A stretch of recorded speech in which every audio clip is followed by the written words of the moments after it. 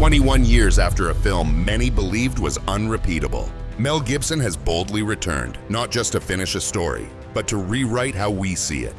His next work, titled The Resurrection of the Christ, arrives with whispers of heaven and hell, of realms unseen, and a departure from familiar faces. What once was a straightforward depiction of the Passion has grown into an epic vision. The resurrection, the descent into the underworld, the cosmic clash of light and darkness. Gibson is doing more than directing a sequel. He is staging a spiritual event, with filming underway at Rome's historic Cinecittà and in ancient Italian towns, and with release dates deliberately aligned with Good Friday, 26th of March 2027, and Ascension Day, 6 May 2027. The project positions itself as both church and cinema. Critics are talking, faith audiences are watchful, and Gibson himself describes the script as an acid trip into other realms. This isn't simply the Passion Redux, it's a leap into mystery.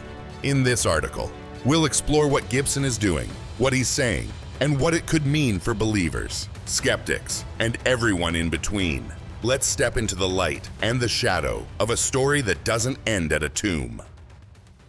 When The Passion of the Christ thundered into theaters in 2004, it wasn't merely a movie. It was a global shockwave. Few directors had ever dared to film brutality with such sacred purpose. For Gibson, the project became both triumph and cross. He was celebrated, condemned, and spiritually marked. The resurrection, he told close collaborators afterward, can't be done until I'm ready to understand it. That readiness took 21 years. In those decades, the industry changed, and so did he. The man once known for violent thrillers and controversy turned increasingly introspective. He spoke less about spectacle and more about mystery, about the moments Scripture sketches but never fully describes. What happened between the cross and the empty tomb? Gibson's return isn't nostalgia, it's pilgrimage. His long silence resembles the 2 days Christ lay in the tomb, time suspended, unseen work taking place. When he finally resurfaced in 2025, announcing the resurrection of the Christ, the language he used was telling. He didn't promise a sequel, he promised a revelation. It's very ambitious, he told Joe Rogan, because you're dealing with things that are beyond time and space. That single line reveals the heartbeat of the film. This isn't about resuming a plot, it's about entering eternity. From a cinematic standpoint, Gibson's long wait was pragmatic.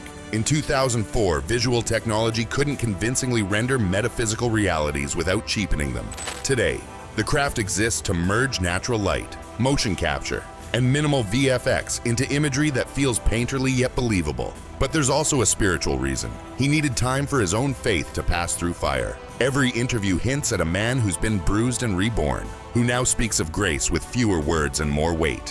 When news broke that The Resurrection of the Christ would be released in 2 parts, many assumed marketing gimmick. It isn't. Gibson's scheduling is theology in disguise.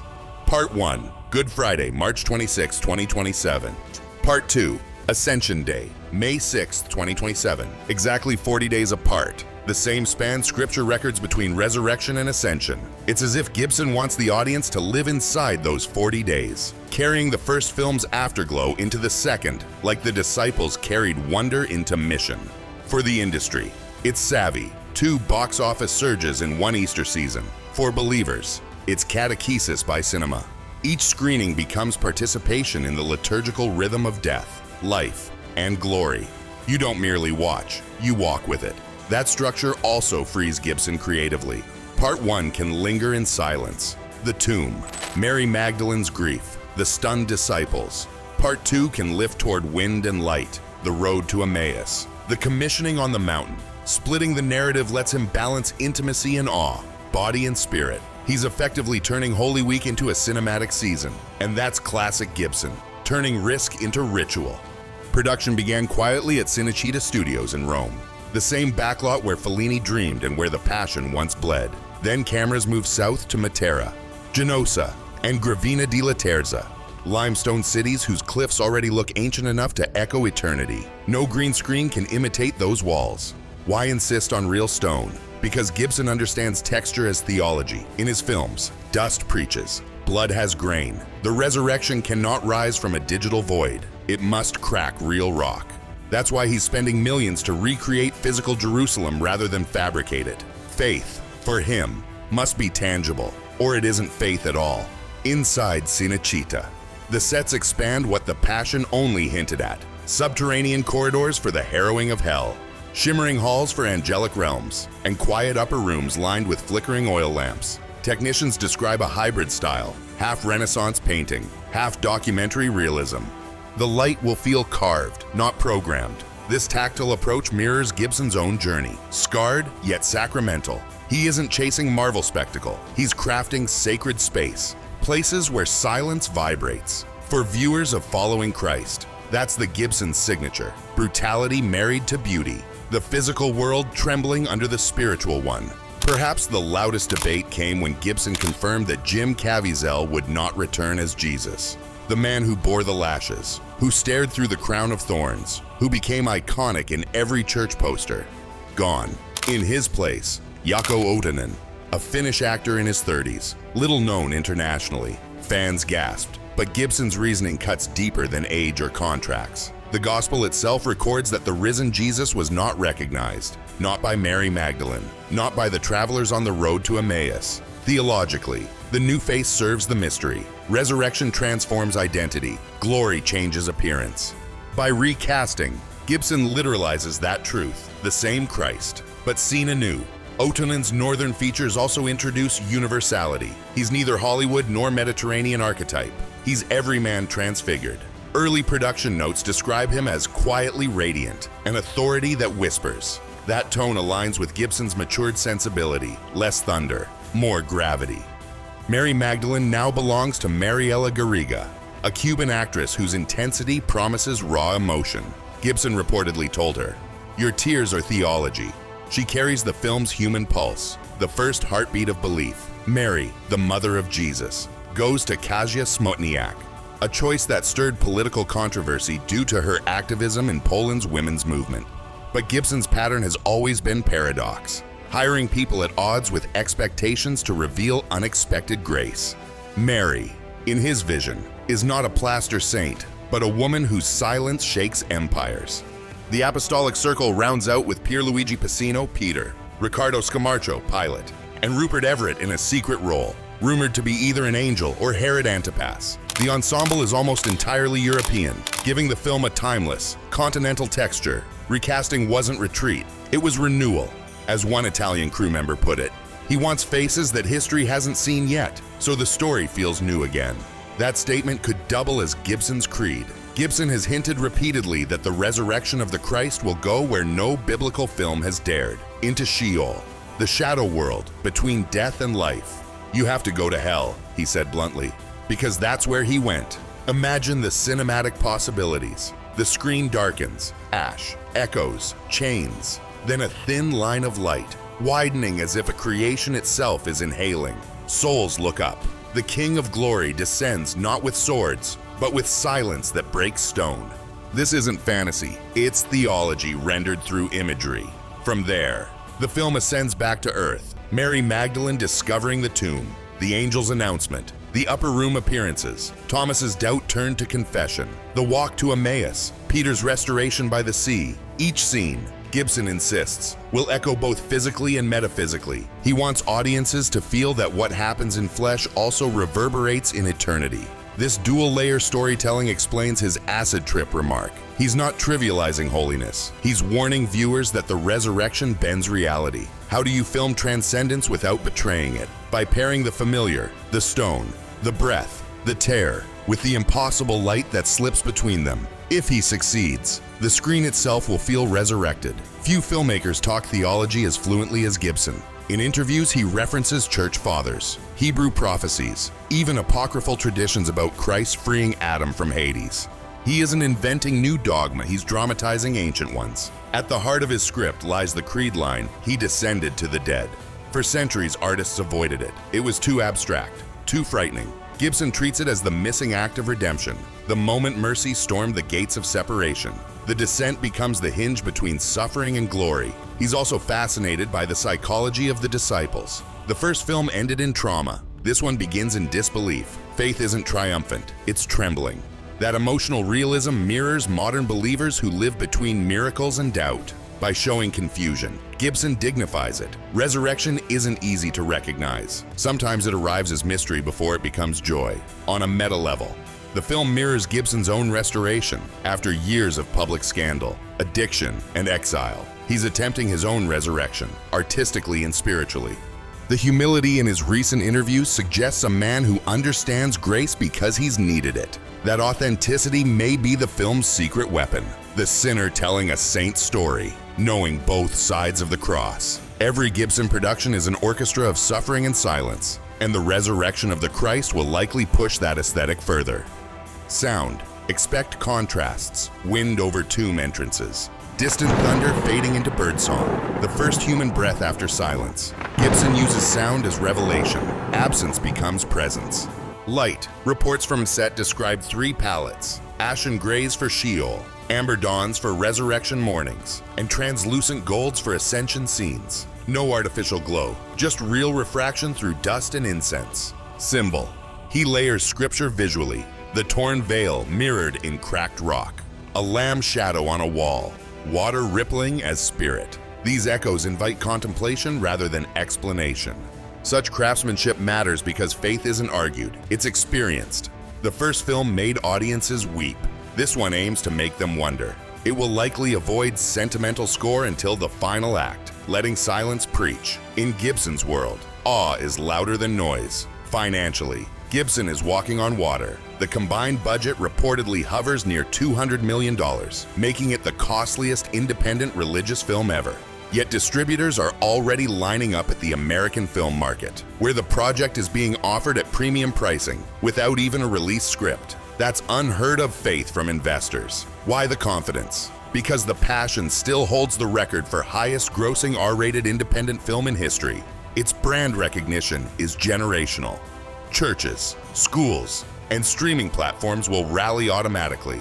And by splitting the film, Gibson doubles his potential revenue while giving audiences a built-in pilgrimage. 2 visits to theaters during the holiest season. But the gamble is spiritual as much as financial. A misstep, too much mysticism, political backlash, or tone-deaf marketing could alienate core believers. Gibson knows this. His own faith community both loves and fears his audacity. Yet that tension may fuel him. For an artist of extremes, the middle road has never led to revelation. Every Gibson film courts storm clouds. This one gathers 3. First, the casting of Kasia Smutniak ignited accusations of hypocrisy from conservative Catholics who object to her activism. But art isn't sermon. Sometimes holiness hides in unlikely vessels. Gibson's choice challenges audiences to separate personal politics from portrayal, just as scripture separates sinner from saint. Second, the acid trip quote went viral. Critics mocked the phrasing. Theologians winced. Yet the metaphor fits. Resurrection is reality turned inside out. The phrase signals not irreverence but daring, the willingness to visualize what language strains to name. Third, lingering suspicion toward Gibson himself. His past outbursts and scandals remain public record. Can a flawed man depict perfection? Maybe that's precisely the point. Christianity's core claim is that grace works through imperfection. If Gibson delivers beauty out of brokenness, he will have embodied his subject more than any sermon could. So what kind of experience will the resurrection of the Christ be? Not a repetition, not a tranquil devotional. Expect a journey through contrasts, silence and explosion, despair and triumph, shadow and blinding light. Expect less blood but more weight, the heaviness of meaning. For following Christ viewers, this film represents a bridge between scholarship and spirituality. It invites questions. What does resurrection look like? How does divine power move without destroying freedom? Why is recognition delayed until love speaks our name? Gibson's answer seems to be that glory is gentler than we think. It doesn't shout, it transforms. And cinema, at its best, can let us glimpse that transformation. If early stills and insider reports hold true, the movie's atmosphere will feel like the Passion reborn through the lens of the Lord of the Rings, grounded in dirt, reaching for heaven. The camera will linger longer on faces than on flames. The miracle will unfold not as spectacle but as presence. It's impossible to discuss this project without acknowledging its creator's own resurrection. After years of exile from mainstream Hollywood, Gibson's return with Hacksaw Ridge 2016 proved redemption possible. That film earned 6 Oscar nominations and reminded audiences that the man behind controversy was still a master craftsman. Now he's taking that restored credibility and investing it in the story that defined and nearly destroyed him. That's poetic justice. His own life mirrors the arc he's filming. Fall, silence, restoration, sending. Maybe that's why this sequel feels personal. He isn't directing from curiosity. He's testifying from scars. Every creative decision, two-part structure, new cast, metaphysical scope, echoes his conviction that grace doesn't erase the past. It transfigures it. If the passion was confession, the resurrection is absolution. The same director who once showed suffering with brutal honesty now attempts to show glory with equal courage. Here lies the paradox that keeps fans and skeptics watching. Hope that Gibson's genius will translate transcendence into art once again. Fear that ambition will overtake reverence. The resurrection is not an action sequence, it's the still point of the cosmos. To capture it, one must know how to kneel behind the camera. Yet those who've worked with him say he approaches the set like liturgy. Prayer before shooting, long takes until truth appears. He tells actors, let silence speak. Those rituals hint that he remembers the weight of what he's portraying. Perhaps he's not trying to control mystery anymore, just to witness it. If that humility endures through editing and marketing, the resurrection of the Christ might do what no sequel has done before, expand a miracle without cheapening it. 2,000 years later, believers still repeat the words, he is risen, more from faith than from sight. Gibson's new film won't give us proof. It might, however, give us perspective. By visualizing the moments between death and dawn, he invites us to imagine the unseen labor of grace, the quiet hours when God rewrote reality. If he succeeds, audiences may walk out not with answers but with awareness that resurrection is not a event but ecosystem, something happening even now, in ruined hearts and second chances. Watching the resurrection of the Christ may feel less like entertainment and more like mirror. What parts of us still wait in tombs? What doors remain locked for fear of the world? For all the debates, casting, politics, metaphysics, the deeper question remains personal. Can we recognize Christ when he appears in a new form? Maybe that's why the faces changed. The risen Lord often looks unfamiliar until he speaks our name. And perhaps Gibson, by changing his cast, is whispering that same challenge to us. Would you know him if he stood before you today? The film's two-part structure ends on Ascension, but spiritually, it begins there. The story doesn't close with absence. It opens with mission. Light doesn't stay inside tombs or theaters. It walks into streets. As viewers, our task isn't to applaud the spectacle, but to live the sequel daily. So when 2027 arrives and theaters darken again, don't go seeking nostalgia. Go seeking encounter. Go ready